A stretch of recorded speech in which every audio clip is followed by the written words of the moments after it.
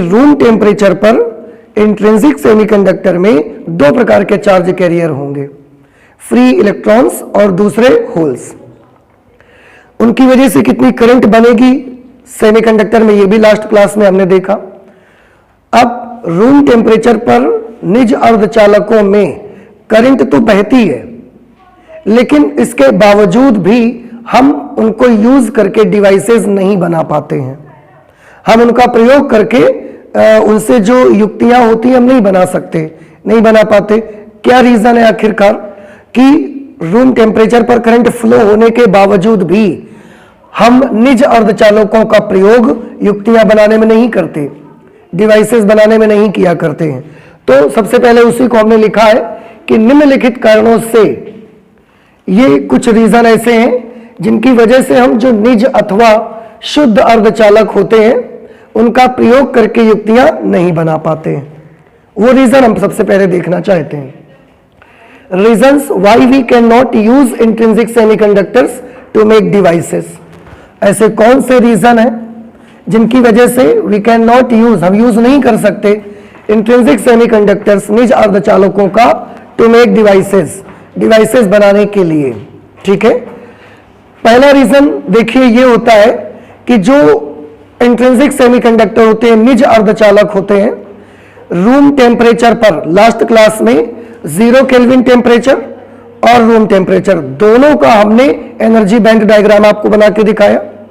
अब अगर आपकी कॉपी में बना हुआ है तो प्लीज आप एक काम कर सकते हैं कि जो रूम टेम्परेचर पर एनर्जी बैंड डायग्राम बनाया गया था उसको एक बार देखिए जरा कैसा दिखता है वो आपको।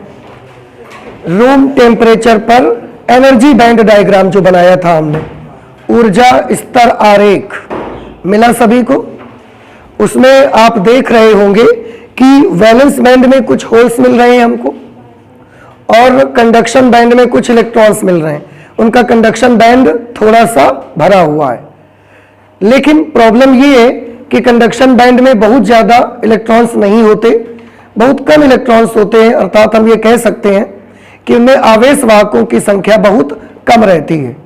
अब आवेश वाहकों की संख्या अगर बहुत कम होगी तो आपने करंट का एक फॉर्मूला बेटा पढ़ा हुआ है, current is equal to n e A v d, ये करंट का फॉर्मूला पढ़ा है। अगर चार्ज कैरियर का नंबर कम होगा तो उन डिवाइसेस में करंट भी कैसी फ्लो होगी, कम फ्लो होगी। तो रूम टेम्परेचर पर क्योंकि जो इंट्रिंसिक सेमीकंडक्टर्स होते हैं, निज अर्धचालक होते हैं, इनमें मुक्त इलेक्ट्रॉनों की संख्या बहुत कम होती है। मुक्त इलेक्ट्रॉनों की संख्या कम होने की वजह से अगर इनसे हम डिवाइस बना भी लेंगे तो इनमें करंट उतनी ज्यादा फ्लो नहीं हो पाएगी, अर्थात इनकी कंडक्टिविटी बहुत कम होती है। तो वही पहला रीजन हमने लिखा कि आवेश वाहकों, जिन्हें आप चार्ज कैरियर्स बोलते हैं, की संख्या बहुत कम होने के कारण निज अर्धचालकों की चालकता कम रहती है। यह बात आपको समझ में आई? मैं फिर से एक बार याद दिला दूं आपको कि लास्ट क्लास में हमने इंट्रिंसिक सेमीकंडक्टर पढ़ा हुआ है। उस इंट्रिंसिक सेमीकंडक्टर में हमने देखा कि रूम टेम्परेचर पर कुछ इलेक्ट्रॉन्स कंडक्शन बैंड में आ जाते हैं, यानी कि कुछ इलेक्ट्रॉन जो होते हैं वो करंट का कंडक्शन करना शुरू कर देते हैं। लेकिन रूम टेम्परेचर पर मैंने बोला कुछ इलेक्ट्रॉन केवल कंडक्शन करना स्टार्ट करते हैं। तो फ्री इलेक्ट्रॉन्स का नंबर इतना कम होता है रूम टेम्परेचर पर कि अगर हम उनसे डिवाइस बनाते भी हैं तो उनमें सफिशिएंट करंट हमको नहीं मिलती। क्यों? नंबर बहुत कम होता है आवेश वाहकों का, नंबर कम होने से करंट कम होती है। तो हम जितनी करंट चाहते हैं, अगर हम ज्यादा करंट चाहते हैं तो वो करंट हमको नहीं मिल पाती है। इसलिए पहला रीजन तो ये है कि हम इंट्रिंसिक सेमीकंडक्टर का यूज नहीं करते डिवाइस बनाने के लिए। दूसरा रीजन ये है कि आपने देखा कि जो निज अर्धचालक होते हैं, जो इंट्रिंसिक सेमीकंडक्टर होते हैं, इनमें फ्री इलेक्ट्रॉन्स का नंबर किस पर डिपेंड करता था? थोड़ा सा उसकी हिस्ट्री को खंगाल के देखिए अगर आप, तो 0 केल्विन टेम्परेचर पर कंडक्शन बैंड में एक भी इलेक्ट्रॉन नहीं था। रूम टेम्परेचर मींस 300 केल्विन पर कंडक्शन बैंड में कुछ इलेक्ट्रॉन वैलेंस बैंड से आ गए। तो क्यों आ गए? टेम्परेचर बढ़ने से आ गए कि नहीं आ गए? और 0 केल्विन टेम्परेचर पर पूरी तरीके से इंसुलेटर था ये, एक भी आवेश इस पे करंट को फ्लो करने के लिए नहीं था। लेकिन 300 केल्विन पर अब इसमें थोड़े से आवेश आ चुके थे और वो करंट को फ्लो करवा सकते हैं। इसका मतलब साफ है कि निज अर्धचालकों में जो करंट होगी या जो कंडक्टिविटी होगी या मुक्त इलेक्ट्रॉनों की संख्या होगी वो किस पर डिपेंड करती है? टेम्परेचर पर। टेम्परेचर बढ़ेगा, इलेक्ट्रॉन्स ज्यादा फ्री होंगे। टेम्परेचर कम हो जाएगा, इलेक्ट्रॉन्स फिर कंडक्शन बैंड से वैलेंस बैंड में आ जाएंगे। फिर से एक बार इसको समझिए, टेम्परेचर बढ़ने से इलेक्ट्रॉन्स वैलेंस बैंड से कंडक्शन बैंड में आ जाते हैं, करंट फ्लो करना स्टार्ट कर देंगे। लेकिन अगर टेम्परेचर कम हो जाएगा तो फिर से कंडक्शन बैंड से वैलेंस बैंड में आ जाएंगे और करंट का फ्लो होना बंद हो जाएगा। इसका क्या मतलब निकलता है कि इंट्रिंसिक सेमीकंडक्टर्स में करंट को कौन कंट्रोल करता है? ताप कंट्रोल करता है, टेम्परेचर कंट्रोल करता है। जबकि हम चाहते हैं कि जो डिवाइस हम बनाएं उसमें करंट को हम कंट्रोल करें। हम जब चाहें, अगर हमने कोई ऐसी डिजाइन बनाई है जिसमें ज्यादा करंट की जरूरत है तो उसमें ज्यादा करंट जाए। अगर हमने कोई डिवाइस का डिजाइन ऐसा बनाया है जिसमें कम करंट की जरूरत है तो उसमें कम करंट जाए। लेकिन हम ऐसा नहीं कर पाते। क्यों? क्योंकि निज अर्धचालकों में करंट की कंट्रोलिंग हमारे हाथ में नहीं होती। हम कंट्रोल नहीं कर सकते। उसको कौन कंट्रोल करता है? टेम्परेचर करता है कंट्रोल।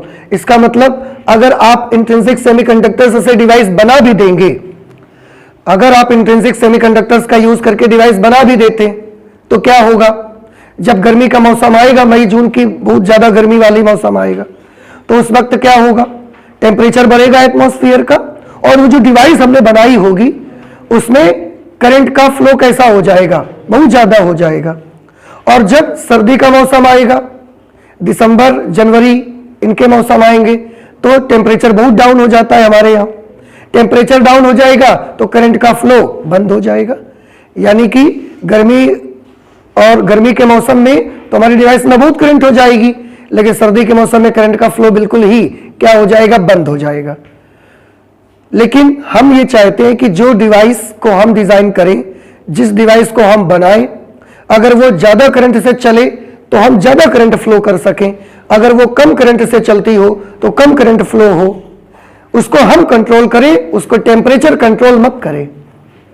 लेकिन इंट्रिंसिक सेमीकंडक्टर से अगर आपने डिवाइस बनाया है तो इसके बारे में आप कुछ नहीं कर सकते, उसमें आप कंट्रोल नहीं कर सकते। उसमें कंट्रोल कौन करेगा? टेम्परेचर कंट्रोल करेगा। वही हमने सेकेंड ड्रॉबैक लिखा। ये निज अर्धचालकों की दूसरी कमी है। क्या?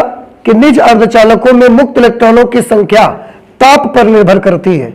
अर्थात निज अर्धचालकों में मुक्त इलेक्ट्रॉनों की संख्या को हम कंट्रोल नहीं कर सकते। यह इसका सबसे बड़ा ड्रॉबैक है कि हम डिवाइस बना भी देंगे और उस डिवाइस में फ्लो होने वाली करंट को हम कंट्रोल भी नहीं कर सकते। तो ऐसे डिवाइस का क्या करेंगे हम? कुछ बात समझ में आई? फिर से, सेमीकंडक्टर जो होता है निज अर्धचालक, उसमें करंट को कौन कंट्रोल करता है? टेम्परेचर कंट्रोल करता है। टेम्परेचर बढ़ने से कंडक्शन बैंड में इलेक्ट्रॉन्स का नंबर बढ़ जाता है, जिससे करंट भी बढ़ जाएगी। और टेम्परेचर घटने से कंडक्शन बैंड में इलेक्ट्रॉन्स का नंबर घट जाएगा, जिससे करंट की वैल्यू कम हो जाएगी। तो अगर हम डिवाइस बना भी लेते हैं और हम जिस कमरे में चलाएंगे उस कमरे का टेम्परेचर गर्मी के मौसम में ज्यादा हो जाने से करंट का फ्लो ज्यादा हो जाएगा और सर्दी के मौसम में कम हो जाने से करंट का फ्लो कम हो जाएगा। तो ये हमारे लायक डिजाइन नहीं है, क्योंकि हम कंट्रोल नहीं कर पा रहे। और मैंने बोला कि जिस मशीन को हम बनाते हैं, जिस डिवाइस को हम बनाए, हम चाहते हैं कि हम कंट्रोल करें, उसको टेम्परेचर कंट्रोल नहीं करें। तीसरा ड्रॉबैक जो इंट्रिंसिक सेमीकंडक्टर्स का होता है वो ये होता है कि इसमें आपने लास्ट क्लास में देखा कि जितने नंबर ऑफ फ्री इलेक्ट्रॉन्स होते हैं, जितने इसमें मुक्त इलेक्ट्रॉन होते हैं, उतना ही नंबर क्वार्टरों का होता है, उतना ही नंबर होल्स का होता है। So number of free electrons is equal to the number of holes. हमने ये देखा। और जिसकी वजह से उसमें इलेक्ट्रॉन की फ्री इलेक्ट्रॉन्स से जो करंट, अब दोनों से करंट बनती थी क्योंकि इंट्रिंसिक सेमीकंडक्टर में दो तरह के चार्ज कैरियर हैं, फ्री इलेक्ट्रॉन्स और होल्स, और दोनों से एक करंट बनती है IE IH, और दोनों से बनने वाली करंट की जो रेशियो होता है, जो अनुपात होता है, वो एक फिक्स्ड नंबर होता है, वो एक निश्चित संख्या होती है। क्यों? क्योंकि दोनों का नंबर सेम होता है। अब अगर बाई चांस किसी स्पेशल पर्पस के लिए हम चाहते हैं कि इलेक्ट्रॉन वाली करंट इंक्रीज हो जाए और होल वाली करंट डिक्रीज हो जाए, तो हम नहीं कर सकते। क्यों? क्योंकि इंट्रिंसिक सेमीकंडक्टर है तो उसमें दोनों का नंबर कैसा होगा? सेम। और अगर हम चाहते हैं कभी कि होल्स वाली करंट IH की वैल्यू इंक्रीज हो जाए और इलेक्ट्रॉन्स वाली करंट डिक्रीज हो जाए, IE डिक्रीज हो जाए, तो हम ये भी नहीं कर सकते। क्यों? क्योंकि in intrinsic semiconductor number of free electrons is equal to the number of holes, इसलिए हम उसमें कुछ कर नहीं पाते हैं और करंट का रेशियो सेम रहता ही है, फिक्स रहता है। वही हमने लिखा कि निज अर्धचालकों में Ne की वैल्यू NH के बराबर होती है, इसलिए दोनों प्रकार की वैद्युत धाराएं कौन कौन सी वैद्युत धाराएं? इलेक्ट्रॉन की वजह से बनने वाली करंट और होल्स की वजह से बनने वाली करंट का जो अनुपात होता है सदैव एक निश्चित रहता है, आप चाहे करके भी उसको बदल नहीं सकते। जैसे अभी मैंने बोला कि अगर कभी मैं चाहता भी हूं कि इलेक्ट्रॉन वाली करंट को हम बढ़ा लें और होल वाली करंट को हम कम कर लें, तो हम नहीं कर सकते। या हम चाहते हैं कि होल वाली करंट को बढ़ा लें और इलेक्ट्रॉन वाली करंट को कम कर लें, हम ये भी नहीं कर सकते। बात समझ में आई? तो ये भी कंट्रोल हमारे हाथ में नहीं है और हमको मजबूरन इलेक्ट्रॉन्स का नंबर और होल्स का नंबर बराबर रहता ही है उसमें, इसके बारे में भी हम कुछ नहीं कर पाते। लेकिन हम चाहते हैं, हम क्या चाहते हैं कि इलेक्ट्रॉन्स का नंबर और होल्स का नंबर एक बराबर मत रहे। हम जब चाहे इलेक्ट्रॉन वाली करंट बढ़ जाए, हम जब चाहे होल्स वाली करंट को बढ़ा लें। ठीक है? So these are the 3 reasons कि इन कारणों की वजह से ही हम कभी भी इंट्रिंसिक सेमीकंडक्टर्स यानी कि शुद्ध अर्धचालकों का प्रयोग करके या निज अर्धचालकों का प्रयोग करके डिवाइसेस नहीं बना पाते हैं। एक बार फिर से मैं जल्दी से बता देता हूं आपको कौन से वो 3 रीजन है जिनकी वजह से निज अर्धचालकों का प्रयोग डिवाइस बनाने में नहीं हो सकता। पहला, इनकी कंडक्टिविटी कैसी होती है? बहुत कम। ठीक है? इनमें जो रूम टेम्परेचर पर फ्री इलेक्ट्रॉन्स मिलते हैं उनका नंबर बहुत कम होता है। नंबर कम होता है तो करंट भी कम फ्लो होती है। पहला रीजन तो ये है। दूसरा रीजन ये होता है कि इसमें करंट का कंट्रोल हमारे हाथ में नहीं होता, वो टेम्परेचर के हाथ में होता है। किसी दिन टेम्परेचर बढ़ गया तो करंट बढ़ गई, किसी दिन टेम्परेचर कम हो गया तो करंट कम हो गई। और ऐसे थोड़ी डिवाइसेस चलती हैं यार। हम चाहते हैं कि जो डिवाइस बनाए उसको हम कंट्रोल करें, टेम्परेचर कंट्रोल मत करें उसको। थर्ड रीजन क्या था कि इसमें number of electrons number of holes के बराबर होते हैं, जबकि हम चाहते हैं कि ये एक दूसरे के बराबर मत रहें। हम जिसको चाहे ज्यादा रख लें और जिसको चाहे कम कर लें। जिस वाली करंट चाहे इलेक्ट्रॉन की करंट ज्यादा चाहे हो जाए, होल्स की करंट को कम चाहे कर सकें, हम ऐसा चाहते हैं। तो ये 3 रीजन है जिनकी वजह से हम इंट्रिंसिक सेमीकंडक्टर्स का यूज डिवाइस बनाने में नहीं करते हैं। ओके, अब अगर इनका यूज नहीं करते तो हम बनाते ही क्यों है? फिर से क्वेश्चन आया ना कि अगर इंट्रिंसिक सेमीकंडक्टर को डिवाइसेस बनाने में हम यूज नहीं कर पाते हैं तो फिर आप इंट्रिंसिक सेमीकंडक्टर्स को बनाते ही क्यों हैं? तो इसका आंसर बेटा ये है कि इंट्रिंसिक सेमीकंडक्टर को हम इसलिए बनाते हैं ताकि हम इनकी कंडक्टिविटी बढ़ा सकें और इनसे इनका यूज करके निज अर्धचालकों का यानी कि इंट्रिंसिक सेमीकंडक्टर्स का यूज करके हम एक्सट्रिंसिक सेमीकंडक्टर बना सकें, क्योंकि एक्सट्रिंसिक सेमीकंडक्टर डायरेक्ट नहीं बन पाते हैं। कुछ बात समझ में आई? क्वेश्चन क्या था हमारा कि अगर इंट्रिंसिक सेमीकंडक्टर्स का यूज डिवाइस बनाने में नहीं होता है तो आप इंट्रिंसिक सेमीकंडक्टर बनाते ही क्यों हैं? तो इसके जवाब में आपको क्या बताना है कि इंट्रिंसिक सेमीकंडक्टर हम बनाते हैं एक्सट्रिंसिक सेमीकंडक्टर बनाने के लिए। यानी कि बाह्य अर्धचालक बनाने के लिए ही हम निज अर्धचालक को बनाते हैं, क्योंकि हम डायरेक्टली बाह्य अर्धचालक को बना नहीं सकते। अच्छा, तो ठीक है, फिर चलते हैं और देखते हैं कि एक्सट्रिंसिक सेमीकंडक्टर क्या होता है, बाह्य अर्धचालक क्या होता है। तो अगला हमारा आर्टिकल आ गया एक्सट्रिंसिक सेमीकंडक्टर्स, बाह्य अथवा अशुद्ध अर्धचालक। एक्सट्रिंसिक और इम्प्योर सेमीकंडक्टर। इम्प्योर, प्योर मतलब शुद्ध और इम्प्योर मींस अशुद्ध। अब जाहिर सी बात है, नाम से भी पता चल रहा है कि ये ऐसे अर्धचालक होंगे जिनमें थोड़ी बहुत क्या मिली होंगी, अशुद्धियां मिली होंगी, थोड़ी बहुत इम्प्योरिटीज इसमें होंगी ही होंगी। ठीक है, अब वो इम्प्योरिटी कैसी होगी, किस तरह से हम मिलाएंगे उसको, ये अपने आप में एक बहुत बड़ी चीज है और ये बहुत इंपॉर्टेंट है, बहुत मायने रखता है। देखिए, बाह्य अर्धचालकों में जब हम बोलते हैं अशुद्धि, इम्प्योरिटी, देखो इस बात को आप सभी गौर से सुनो कि एक्सट्रिंसिक सेमीकंडक्टर्स बनाने के लिए हम एक वर्ड का यूज करते हैं, अशुद्धि। तो ये अशुद्धि क्या होती है, और एक्चुअली अगर आप अच्छे से इसको देखेंगे तो हम इसको सीधे सीधे अशुद्धि नहीं बोला करते हैं, हमने इसका एक नाम रखा है डोप। क्या नाम रखा हुआ है, डोप। ये वर्ड आपने सुना होगा बहुत, जो खिलाड़ी प्लेयर्स लोग होते हैं ये लोग डोपिंग करते हैं, कोई इंजेक्शन लेते हैं या कोई टैबलेट लेते हैं जिससे इनकी एनर्जी बहुत बढ़ जाती है और ये खेल को बहुत एनर्जेटिक तरीके से प्ले कर सकते हैं। और डोपिंग टेस्ट में बहुत सारे खिलाड़ी खेल से बाहर भी हो जाते हैं अगर वो ऐसा करते हैं। ये एक तरीके का, मैं आपको बताऊं, डोप एक तरीके की दवा होती है।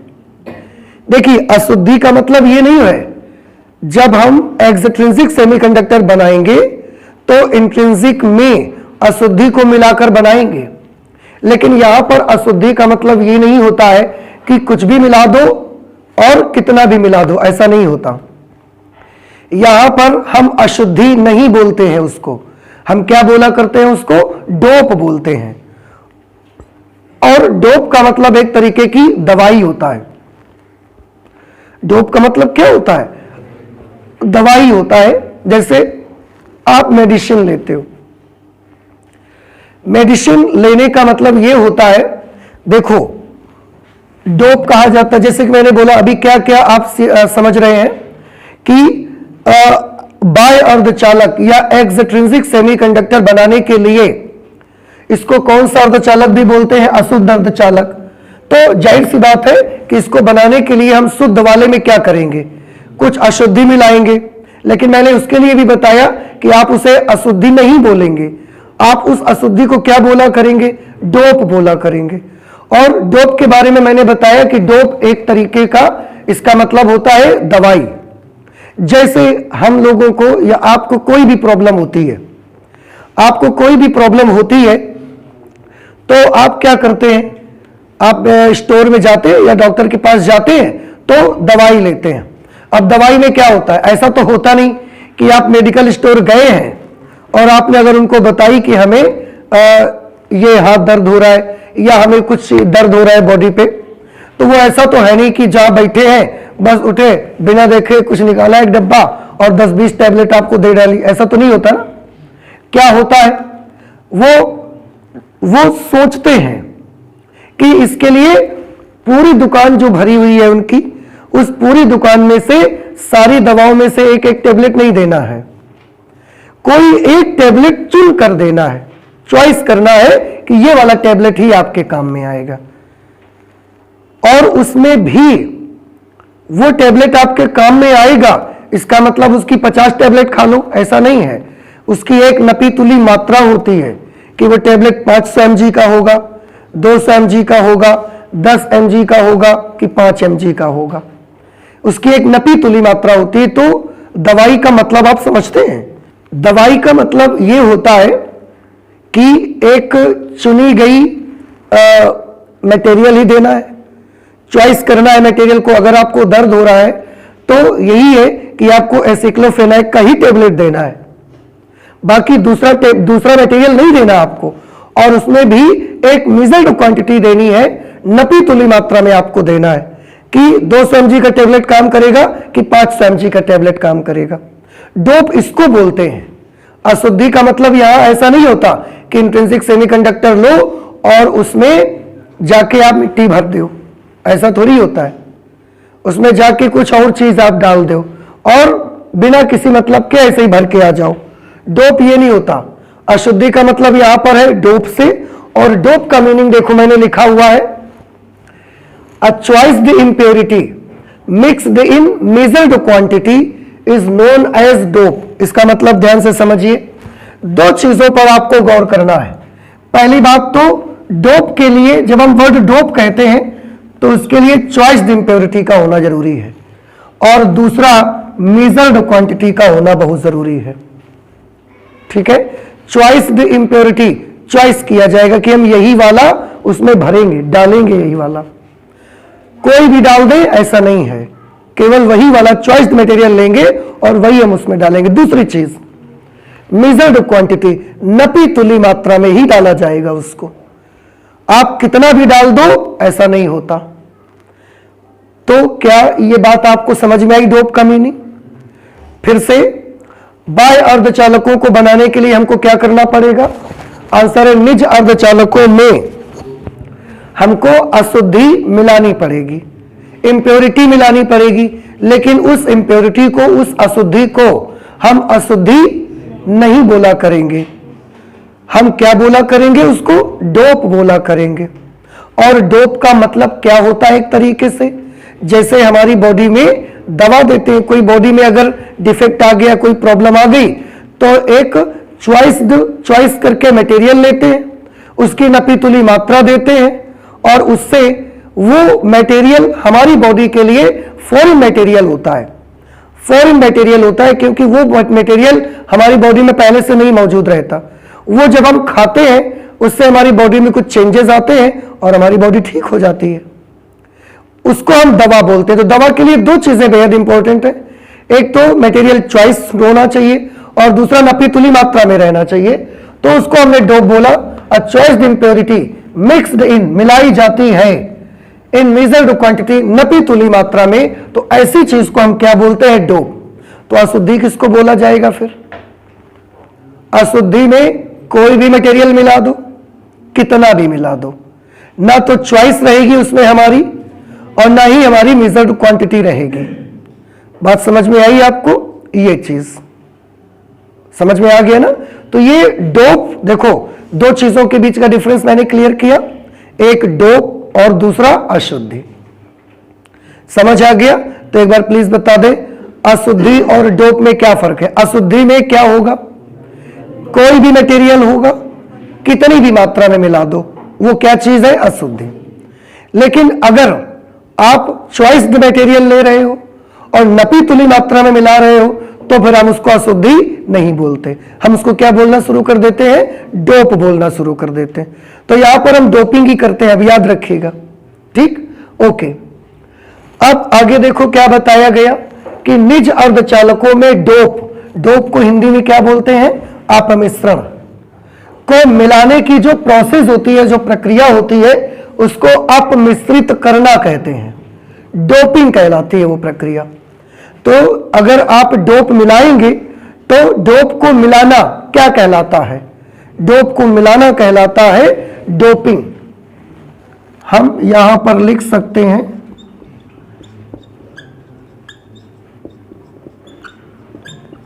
Mixing dope. डोप को मिलाना क्या कहलाएगा? डोप को मिलाने का जो प्रक्रिया होगी उसको हम डोपिंग के नाम से जानेंगे। ठीक है, अच्छा। और अभी देखो आपको एक बात भी बताई गई कि जो निज अर्धचालक होते हैं, इंट्रिंसिक सेमीकंडक्टर, उनमें डोप को मिलाने से, देखो अब हम अशुद्धि नहीं लिख रहे हैं, क्या लिख रहे हैं? हाँ, क्योंकि हम मिला क्या रहे हैं? डोप मिला रहे हैं, अशुद्धि नहीं मिला रहे हैं। हालांकि डोप अशुद्धि का एक रूप है, लेकिन उसकी कुछ खास बातें हैं अपनी। निज अर्धचालकों में सॉरी, डोप को मिलाने से उसकी चालकता क्या हो जाती है? बढ़ जाती है। देखो अभी जो निज अर्धचालक थे, हम क्या बात कर रहे थे कि उनकी चालकता कैसी होती है? बहुत कम होती है। लेकिन अगर निज अर्धचालकों में हम डोप को मिला दें तो उसकी चालकता क्या हो जाती है, बहुत ज्यादा बढ़ जाती है। और इस प्रकार प्राप्त पदार्थ जो मिलता है, निज अर्धचालक लिया, उसमें डोप डाल दिया, इस प्रकार जो मटेरियल हमको मिलेगा ये वाला, इसे हम बोलेंगे बाह्य अथवा अशुद्ध अथवा अपमिश्रित अर्धचालक, यानी कि एक्सट्रिंसिक सेमीकंडक्टर इसको बोला जाएगा। तो एक्सट्रिंसिक सेमीकंडक्टर कैसे बनता है, जब आप इंट्रिंसिक सेमीकंडक्टर के साथ में डोप को मिक्स कर देंगे, ऐसा करने से जो मटेरियल आपको मिलेगा वो क्या होगा, एक्सट्रिंसिक सेमीकंडक्टर होगा वो। ठीक है।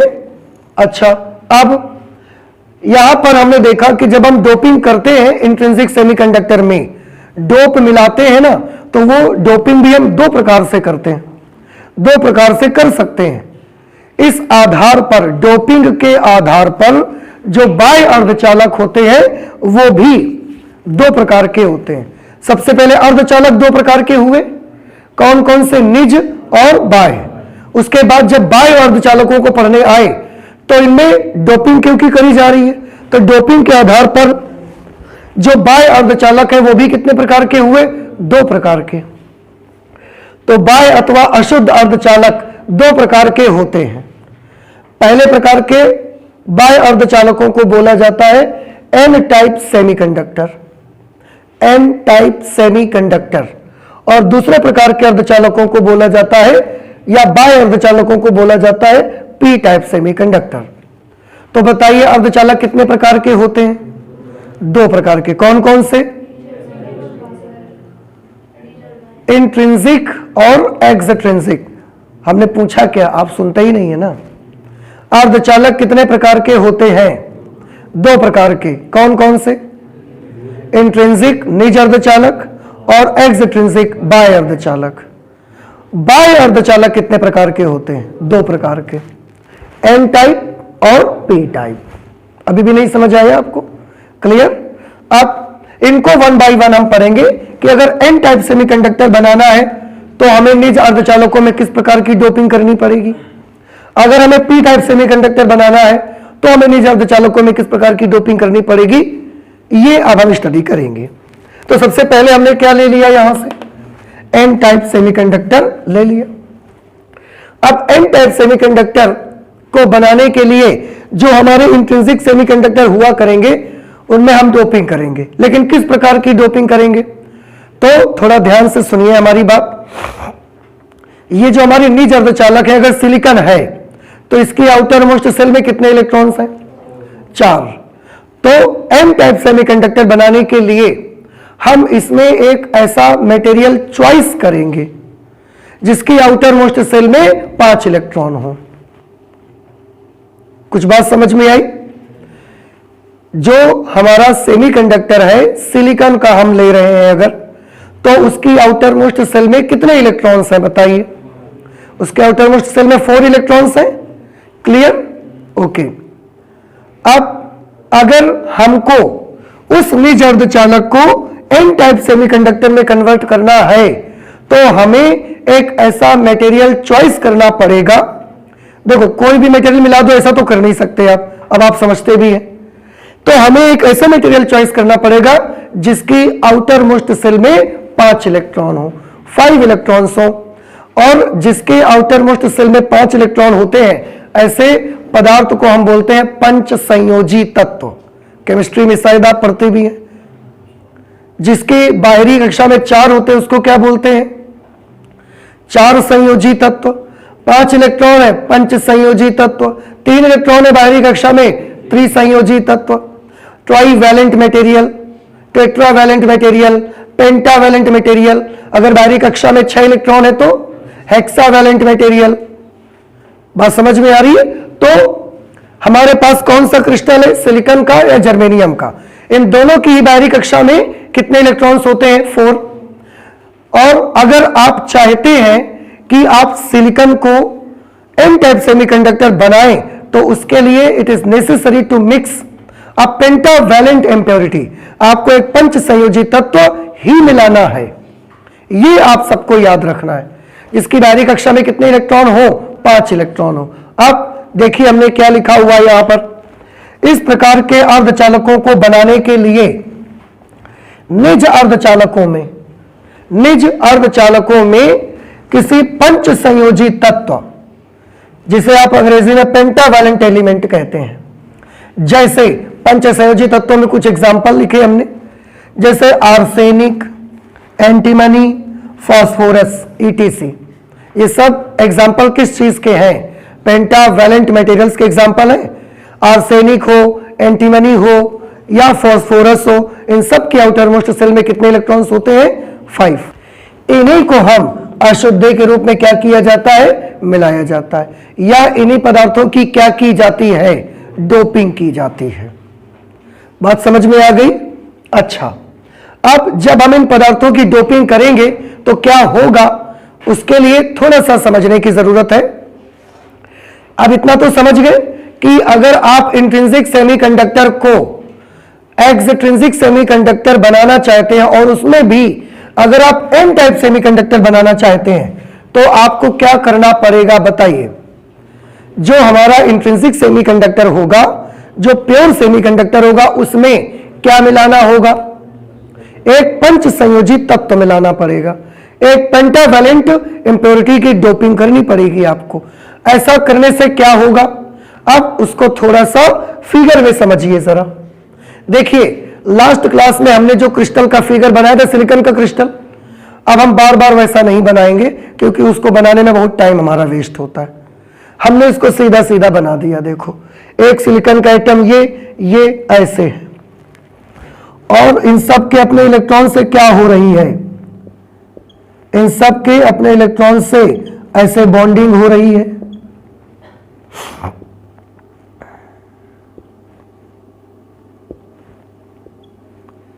चारों तरफ एक एक इलेक्ट्रॉन इनके रहेगा।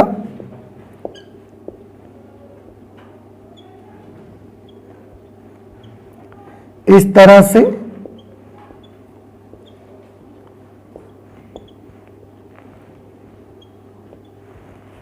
ठीक है, ये इस तरीके से इलेक्ट्रॉनों का साझा करते हैं। ये कल भी हमने फिगर बना के देखा था। हाँ, फिगर का थोड़ा सा रूप दूसरा था, लेकिन जैसे कि मैंने बोला वो हमारा टाइम ज्यादा वेस्ट करता है, इसलिए हमने उसको नहीं बनाया। हम सीधे सीधे इस तरीके का फिगर इस्तेमाल किया करेंगे आगे से बनाने के लिए। अब ध्यान से देखिए, अभी तो ये जितने भी इलेक्ट्रॉन है सिलिकॉन एटम के, ये अपने आसपास उपस्थित चार इलेक्ट्रॉनों, इनका हर एक इलेक्ट्रॉन अपने आसपास उपस्थित 4 परमाणुओं के एक इलेक्ट्रॉन के साथ कोवेलेंट बॉन्ड बना लेता है। ठीक है, अच्छा है। अब हमने क्या किया, हमें डोपिंग करनी है। हमें डोपिंग करनी है तो हम कोई पेंटावैलेंट मटेरियल लेके आए। हम लेके आए फास्फोरस। मान लिया कि हम क्या लेके आते हैं? फास्फोरस। और फास्फोरस को हम इसमें मिला देते हैं, डोपिंग कर देते हैं फास्फोरस की। फास्फोरस की जब डोपिंग करेंगे तो फास्फोरस के जो एटम्स होंगे, थोड़ा गौर से इस बात को सभी लोग सुनेंगे, कि फास्फोरस के जो एटम होंगे जब हम मिलाएंगे तो वो जाकर यहां लैटिस में नहीं फंस जाएंगे, जाके वो यहां नहीं फंसेंगे। वो क्या करते हैं, सिलिकॉन के एक एटम को फिर से फास्फोरस का एक एटम जाएगा और वो जाकर यहां जो लैटिस बनी हुई है, जो जाल बना हुआ है, इसके बीच में जाके वो नहीं फंसेगा। वो सीधे सीधे क्या करेगा, जाएगा और इन सिलिकॉन के एटम्स में से किसी एक एटम को हटाएगा, उसकी जगह अपना बैठ जाएगा। कुछ समझ में आया आपको? तो उसने सिलिकॉन के एटम को हटा दिया और फास्फोरस का एटम यहां पर जाकर के बैठ गया। अब जब सिलिकॉन का एटम हटाया तो सिलिकॉन का एटम हटा तो वो अपने बाहरी कक्षा के चारों इलेक्ट्रॉन लेके भी हट गया होगा और फास्फोरस आके उसकी जगह पर बैठ गया। अगर फास्फोरस उसकी जगह पर आकर बैठ गया तो फास्फोरस के आउटर मोस्ट शेल में कितने इलेक्ट्रॉन्स हैं? 5 इलेक्ट्रॉन हैं। 5 इलेक्ट्रॉनों में से एक ये है फास्फोरस का, एक ये है फास्फोरस का, एक ये है फास्फोरस का और एक ये फास्फोरस का इलेक्ट्रॉन है। कितने हो गए फास्फोरस के इलेक्ट्रॉन? 4। तो फास्फोरस एटम के जो 4 इलेक्ट्रॉन हैं, 5 होते हैं, उनमें से 4 इलेक्ट्रॉन आसपास के जो सिलिकॉन के परमाणु होंगे उनके एक एक इलेक्ट्रॉन के साथ मिलकर सहसंयोजक बंध बना लेंगे, लेकिन फास्फोरस में अभी भी एक इलेक्ट्रॉन बाकी रह जाएगा। इसके पास क्योंकि 5 है ना, और कोवेलेंट बॉन्ड कितने बना पाए हैं? 4, तो एक तो बच गया ना इसका, तो वो एक कहां चला जाएगा? तो आंसर है वो एक फास्फोरस से निकलकर यहां पर आ जाएगा और वो किसी के साथ बॉन्डिंग नहीं करेगा। बात समझ में आई? उसकी किसी के साथ में बॉन्डिंग नहीं होगी। समझ गए? अगर किसी के साथ उस इलेक्ट्रॉन की बॉन्डिंग नहीं होगी तो फिर वो इलेक्ट्रॉन क्रिस्टल में कैसा रहेगा? वो इलेक्ट्रॉन तो क्रिस्टल में फ्री रहेगा, मुक्त हो जाएगा। तो इस तरीके से जैसे अगर आप एक पंचसंयोजी तत्व का एक एटम अगर आप केवल मिलाते हैं, एक एटम, तो उससे क्या होगा? क्रिस्टल में एक फ्री इलेक्ट्रॉन क्रिएट हो जाएगा। आप देखिए, कुछ बात समझ में आई? ये वाली नहीं समझ में आया कि फास्फोरस एटम के 4 इलेक्ट्रॉन आसपास के 4 सिलिकॉन परमाणुओं के एक एक इलेक्ट्रॉन के साथ कोवेलेंट बॉन्ड बनाने लगेंगे, लेकिन फास्फोरस एटम की बाहरी कक्षा में तो 5 इलेक्ट्रॉन होते हैं। तो वो जो लास्ट वाला इलेक्ट्रॉन होगा वो क्या करेगा? आंसर है वो जाकर के ऐसा लैटिस में मुक्त रूप से घूमना फिरना स्टार्ट कर देगा। जैसे आप किसी पार्टी में जाते हैं, आप देखते हैं कि कोई बहुत बड़े नेता मंत्री आते हैं, उनके साथ 4-5 गनर आते हैं। वो अब 5 गनर आए हैं तो 5 गनर में से 4 गनर उनकी रक्षा में लगे हुए हैं। अब एक गनर और बाहर देख रहा है, 4 गनर उनकी रक्षा में लगे हैं, 5वां गनर चारों तरफ देख रहा है। तो वो कैसा हो गया? वो फ्री हो गया ना। वो तो पूरी जगह पर देख रहा है कि बाकी जगह पर कोई अराजक तत्व तो नहीं दिखाई दे रहे हैं हमको, तो वो बाकी जगह की निगरानी करता है। लेकिन ये चारों क्योंकि उन्हीं के आसपास है तो ये बंधे हुए हैं, लेकिन वो 5वां कैसा हो गया? वो किसी के साथ बॉन्डिंग नहीं करता। अगर वो किसी के साथ बॉन्डिंग नहीं करता तो इसका नाम क्या है? इसका नाम फ्री इलेक्ट्रॉन है। बात समझ में आई? तो इस तरीके से फास्फोरस का एक एटम देने से कितने मुक्त इलेक्ट्रॉन बने? इसमें 1 इलेक्ट्रॉन बना। अगर हम फास्फोरस के 10 एटम इसमें दे देंगे तो क्या होगा? 10 इलेक्ट्रॉन बनेंगे। तो ऐसा कर करके हमने इसमें 1 लाख एटम्स दे दिए। अब आप एक क्वेश्चन कर सकते हैं कि आप कैसे पता लगाएंगे कि आपने 1 लाख एटम दिए? क्या एटम आप गिन सकते हैं क्या? आप ये क्वेश्चन कर सकते हैं कि आपको कैसे पता लगेगा कि आपने 1 लाख एटम दिए? क्या आप एटम्स को गिन सकते हैं? आंसर इज यस, हम एटम को गिन सकते हैं और आप भी गिन सकते हैं। ये नॉलेज हमको कहां से मिलता है? तो ये नॉलेज हमको मिलता है एवोगैड्रो नंबर से। आप याद करिए, जिस भी एलिमेंट का जितना एटॉमिक वेट होता है, जितनी उसकी द्रव्यमान संख्या होती है, उस पदार्थ के उतने ही ग्राम में एवोगैड्रो नंबर के बराबर परमाणु उपस्थित होते हैं। बात समझ में आई? फास्फोरस का जितना भी एटॉमिक वेट होगा, जितना भी द्रव्यमान संख्या इसकी होगी, उतने ग्राम में एवोगैड्रो नंबर के बराबर एटम्स मिलेंगे। तो अगर बाय चांस कितना होता है फास्फोरस का एटॉमिक वेट? मालूम है किसी को? नहीं मालूम? मुझे भी नहीं मालूम। ये केमिस्ट्री का सब्जेक्ट है, मुझे इस तरीके से नहीं इसके बारे में आइडिया है। लेकिन जैसे मैं एक छोटी सी बात करके आपको बताता हूं, हाइड्रोजन का अगर 1H1 का एटम आप लेते हैं, कुछ भी ले लो, हीलियम जैसे ले लिया, 2He4 हमने ले लिया। अब 2He4 की द्रव्यमान संख्या कितनी है? 4। इसका मतलब है हीलियम के जब आप 4 ग्राम लेंगे तो उसमें एवोगैड्रो संख्या के बराबर परमाणु मिलेंगे आपको। ऐसे ही फास्फोरस के जितना उसका द्रव्यमान संख्या होगी, उतने ग्राम में एवोगैड्रो संख्या के बराबर परमाणु मिल जाएंगे। तो एवोगैड्रो संख्या के बराबर परमाणु मिलेंगे इतने ग्राम में। तो एक परमाणु कितने ग्राम में मिलेगा वो हम निकाल सकते हैं। तो हम ये पता लगा सकते हैं कि फास्फोरस का कितने ग्राम लेने से 1 लाख परमाणु मिल जाएंगे हमको। हम कैलकुलेट कर सकते हैं और ये नॉलेज हमको एवोगैड्रो नंबर से मिलता है। ठीक है, इस हिसाब से हम इसको मेजर करते हैं। ये जो डोप होता है इसको हम इसका यूनिट ही यही बना देते हैं। इसका जो यूनिट होता है वो बनाया जाता है ppm, पार्ट्स पर मिलियन। क्या यूनिट बनाते हैं इसका? पार्ट्स पर मिलियन, ये हम इसका यूनिट बनाते हैं। ठीक है, तो इसीलिए हम इसमें अगर, अब आप फिर से वापस आते हैं इस पर, हमने 1 मिलाया, 10 मिलाए, 100 मिलाया, 1000 मिलाए, 1 लाख एटम फास्फोरस के मिला दिए हमने इसमें। और अब आपको पता चल गया कि हम फास्फोरस के एटम काउंट कर सकते हैं कि फास्फोरस का कितने ग्राम लेंगे तो उसमें 1 लाख एटम होंगे, हम ये कैलकुलेट कर सकते हैं।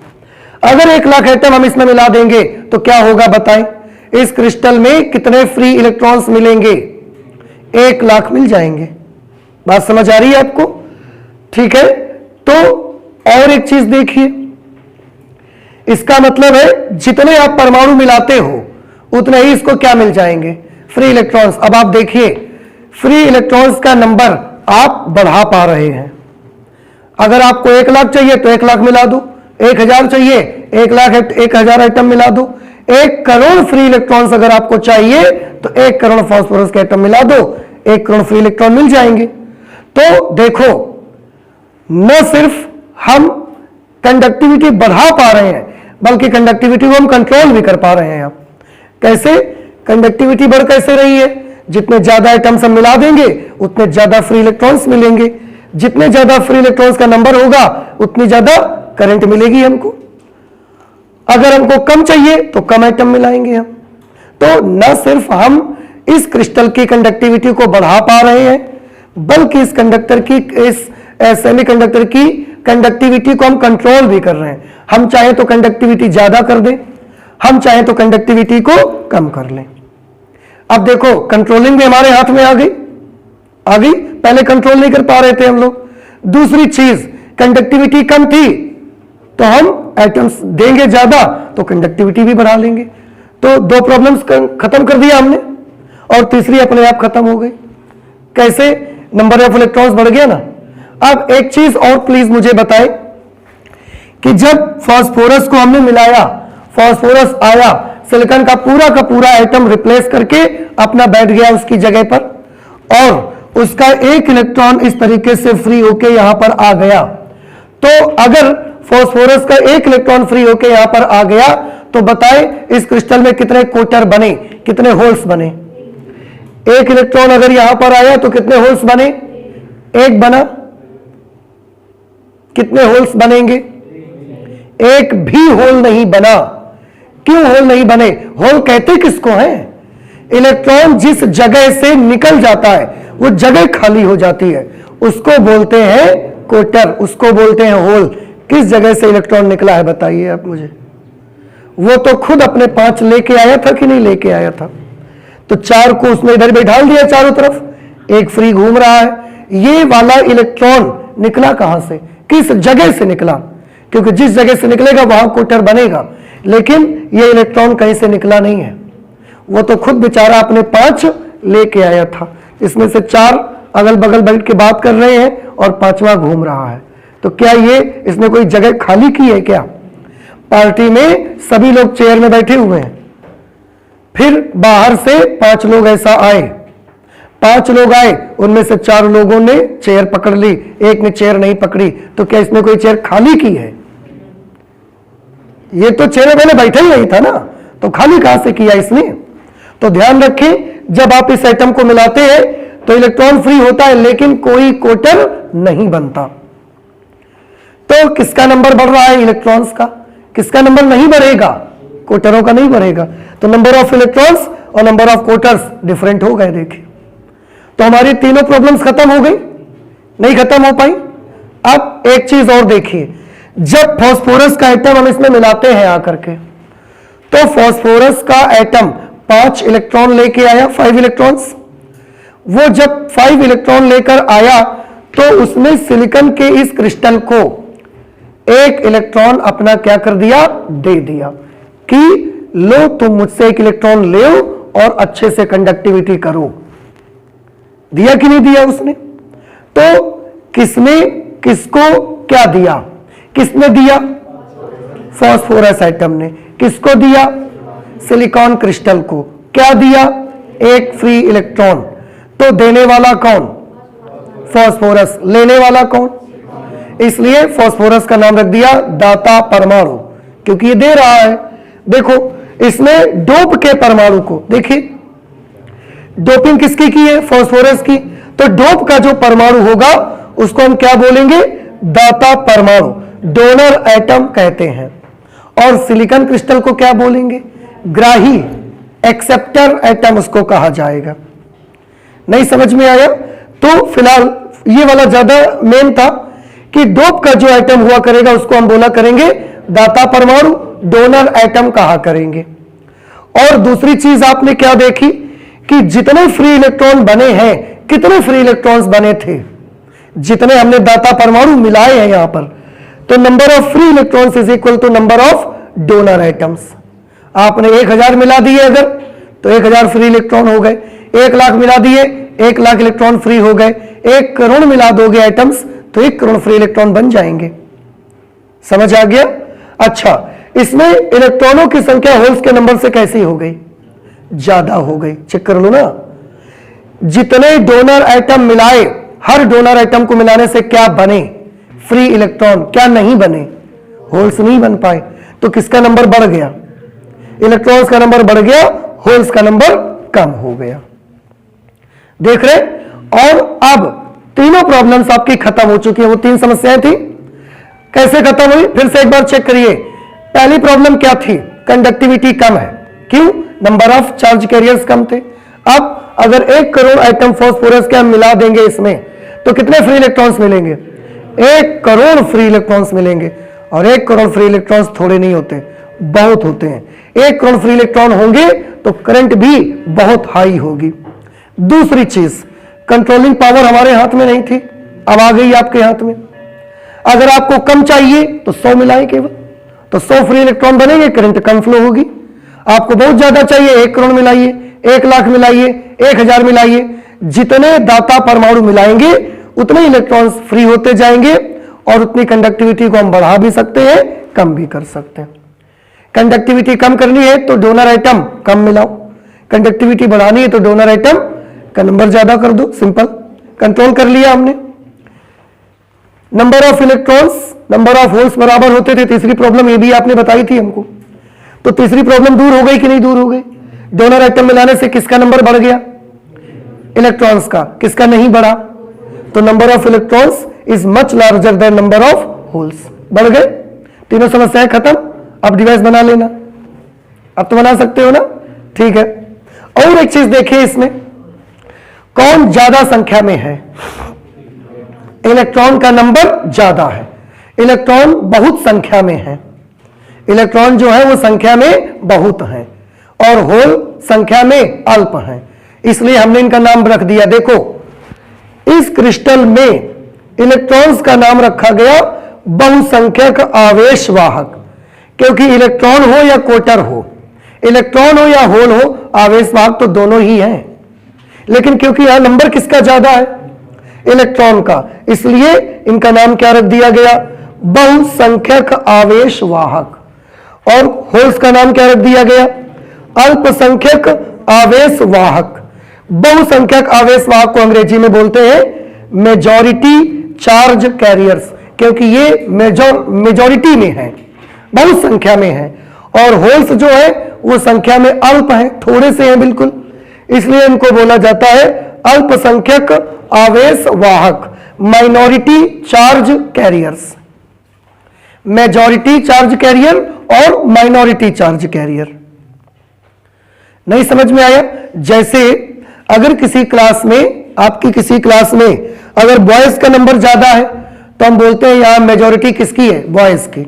अगर किसी क्लास में गर्ल्स का नंबर ज्यादा है तो हम क्या बोलते हैं? मेजॉरिटी किसकी है? गर्ल्स की। ऐसे ही एन टाइप सेमीकंडक्टर में किसका नंबर ज्यादा होता है? इलेक्ट्रॉन्स का। तो मेजॉरिटी में कौन होते हैं? इलेक्ट्रॉन्स होते हैं। बात समझ में आई? और देखिए इलेक्ट्रॉन्स का चार्ज कैसा, देखो मेजॉरिटी में कौन है? इलेक्ट्रॉन। इलेक्ट्रॉन के पास चार्ज कैसा है? नेगेटिव, इसीलिए इसका नाम रखा गया है एन टाइप सेमीकंडक्टर। आप तो जानते हो जो मेजॉरिटी में होता है, जिसकी ज्यादा वैल्यू होती है, नाम भी उसी के हिसाब से रखा जाता है। आपके घर में जो ज्यादा पैसे कमाता होगा, जो ज्यादा मुखिया होगा मेन घर का, घर के बाहर उसी का नाम लिखा जाता है ना। तो क्यों? क्योंकि वो काम ज्यादा करते हैं, वो सबको कंट्रोल में रखते हैं, उनकी वैल्यू ज्यादा है आपके घर में, इसलिए सबकी वैल्यू ज्यादा होती है लेकिन उनकी कुछ ज्यादा होती है, इसलिए उनका नाम लिखा जाता है। ऐसे ही इस क्रिस्टल का नाम एन टाइप सेमीकंडक्टर क्यों पड़ा? क्योंकि इस क्रिस्टल में बहुसंख्यक वाहक कौन होते हैं? इलेक्ट्रॉन्स, और इलेक्ट्रॉन्स का चार्ज कैसा होता है? नेगेटिव, इसीलिए इनका नाम पड़ गया नेगेटिव टाइप सेमीकंडक्टर। अब बात समझ में आ गई कि एन टाइप सेमीकंडक्टर नाम कैसे रख दिया गया था। तो एन टाइप सेमीकंडक्टर का फुल नेम क्या है? Negative type semiconductor. और क्यों पड़ा अब आपको मालूम हो गया। दूसरी चीज देखो, अगर इलेक्ट्रॉन्स का नंबर ज्यादा हो गया और होल्स का नंबर कम हो गया तो इलेक्ट्रॉन वाली करंट भी तो बढ़ गई और होल्स वाली करंट क्या हो गई? कम हो गई। अब ये काम हम करने लगे, देखो जिसकी प्रॉब्लम हम बता रहे थे कि ये प्रॉब्लम है, ये बात समझ में आ गई। अच्छा, एक चीज और बताइए मुझे, ये जो एन टाइप सेमीकंडक्टर है, इस एन टाइप सेमीकंडक्टर में जब आपने फास्फोरस मिलाए, अगर 1 लाख फास्फोरस मिलाए तो 1 लाख इलेक्ट्रॉन ऐसा फ्री मिल जाएंगे आपको, इलेक्ट्रॉन्स क्रिस्टल के अंदर फ्री मिल जाएंगे। तो क्या आप मुझे बता सकते हैं कि एन टाइप सेमीकंडक्टर का नेट चार्ज कितना होगा, कैसा होगा? नेट चार्ज नेगेटिव होगा, पॉजिटिव होगा या उदासीन होगा? Net charge n type semiconductor की मैं बात कर रहा हूं कि जब फास्फोरस एटम्स मिलाएंगे, अगर 1 लाख मिला दिए हैं तो 1 लाख फ्री इलेक्ट्रॉन्स यहां पर आ गए, तो एन टाइप सेमीकंडक्टर का नेट चार्ज कैसा? नेगेटिव, पॉजिटिव या न्यूट्रल रहेगा? अभी भी बताइए भाई। नेगेटिव हो जाएगा। कैसे नेगेटिव हो जाएगा बोलिए? क्योंकि इसमें 1 लाख इलेक्ट्रॉन आ गए, इसलिए नेगेटिव हो जाएगा। ठीक है, ये हमारे पास कुछ भी मान लेते हैं, सपोज ये हमारे पास सिलिकॉन का क्रिस्टल है, सिलिकॉन का क्रिस्टल। ये अगर सिलिकॉन का क्रिस्टल है तो इसके सारे एटम कैसे हैं? न्यूट्रल। क्यों? उसमें जितने प्लस है उतने कौन है? माइनस। तो पूरा का पूरा सिलिकॉन क्रिस्टल कैसा है? न्यूट्रल, उदासीन है। ये हम फास्फोरस लेके आए, ये फास्फोरस के सारे एटम, परमाणु कैसा होता है? उदासीन। इसके भी सारे एटम कैसे हैं? उदासीन। तो पूरा फास्फोरस कैसा है? उदासीन। अब इस सिलिकॉन क्रिस्टल में हमने इस फास्फोरस को ऐसा मिला दिया, अब ये भी आपने बोला उदासीन है, न्यूट्रल है, इसको भी आपने बोला न्यूट्रल है, तो जब हम ऐसा इसको मिला देंगे तो ये नेगेटिव क्यों हो जाएगा? बताएं, ये नेगेटिव क्यों हो जाएगा? ये भी न्यूट्रल है, ये भी न्यूट्रल है। अब जब दोनों न्यूट्रल है, ये न्यूट्रल है, इसका क्या मतलब? जितने प्लस उतने माइनस।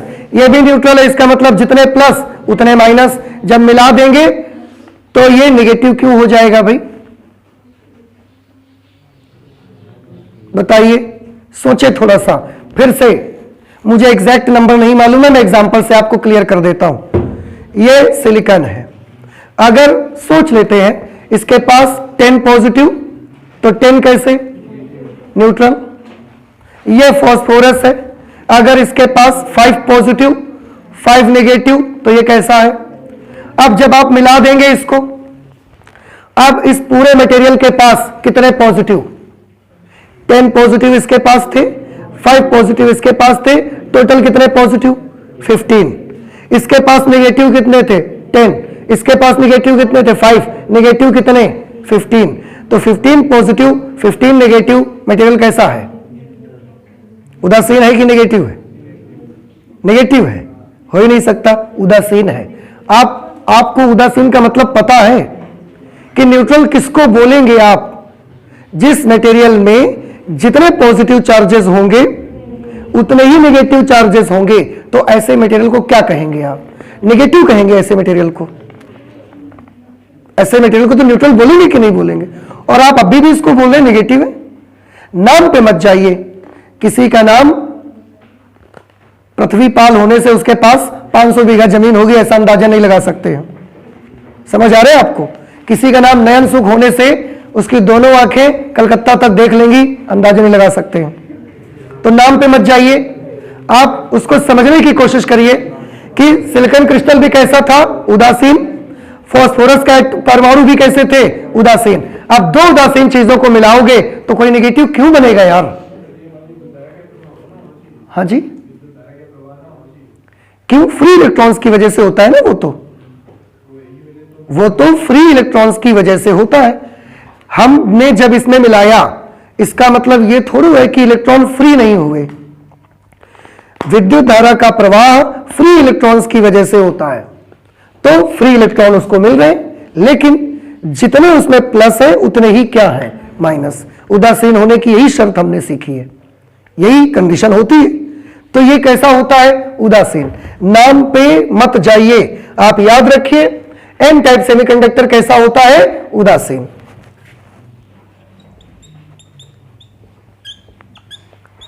एन टाइप सेमीकंडक्टर का नेट चार्ज कैसा होगा? तो आंसर है एन टाइप सेमीकंडक्टर का नेट चार्ज होगा 0। याद रखिए। तो आप देखिए बहुत सारे बच्चों को यह कंफ्यूजन रहता है, तो फिर नाम इसका नेगेटिव टाइप क्यों है बताओ? अगर एन टाइप सेमीकंडक्टर का नेट चार्ज 0 होता है तो फिर इसका नाम नेगेटिव टाइप क्यों रखा गया? Very good. क्यों? क्योंकि इसमें जो मेजॉरिटी चार्ज कैरियर है वो कौन है? वो इलेक्ट्रॉन है, और इलेक्ट्रॉन का चार्ज कैसा होता है, नेगेटिव, इसलिए इसका नाम नेगेटिव टाइप रखा गया। नेगेटिव टाइप सेमीकंडक्टर नाम होने का मतलब ये नहीं है कि इसका नेट चार्ज नेगेटिव होगा। इसका नेट चार्ज हमेशा कैसा रहेगा, 0 ही रहेगा। और जहां पर आप ये सोचते हैं कि वैद्युत धारा का प्रवाह तो फिर क्यों होगा, तो वैद्युत धारा का प्रवाह तो फ्री इलेक्ट्रॉनों से होता है ना, लेकिन एक मटेरियल के भीतर जितने प्लस है उतने अगर माइनस है तो वो मटेरियल कैसा होगा, वो मटेरियल न्यूट्रल होगा। तो एन टाइप सेमीकंडक्टर भी कैसा रहता है, न्यूट्रल, उदासीन रहता है। इसका नेट चार्ज कैसा होता है, 0 रहता है। बात समझ में आई? और वो सब इलेक्ट्रॉन मिला करके, फ्री वाले वैलेंस वाले सब मिला करके इलेक्ट्रॉन्स का नंबर और पॉजिटिव चार्जेस का नंबर सेम है, तो फिर मटेरियल न्यूट्रल है। समझ आ रही कुछ बात आपको? इस तरीके से ये आपको ध्यान रखना है। आगे फिर इसकी जरूरत पड़ेगी, मैं फिर आपसे पूछूंगा, तो कंफ्यूज मत होइए। एन टाइप सेमीकंडक्टर या नेगेटिव टाइप सेमीकंडक्टर का नाम क्यों पड़ा, मेजॉरिटी चार्ज कैरियर्स की वजह से। लेकिन याद आपको रखना है कि एन टाइप सेमीकंडक्टर का नेट चार्ज हमेशा कैसा रहेगा, 0 रहेगा। एन टाइप सेमीकंडक्टर न्यूट्रल होता है, उदासीन होता है। ठीक है, तो ये आज हम लोगों ने एक्सट्रिंसिक सेमीकंडक्टर पढ़ा और उसमें एन टाइप सेमीकंडक्टर को स्टडी किया। नेक्स्ट क्लास में हम लोग स्टडी करेंगे पी टाइप सेमीकंडक्टर को। तो आज इतना ही रखेंगे, मिलते हैं नेक्स्ट क्लास पे। Thank you.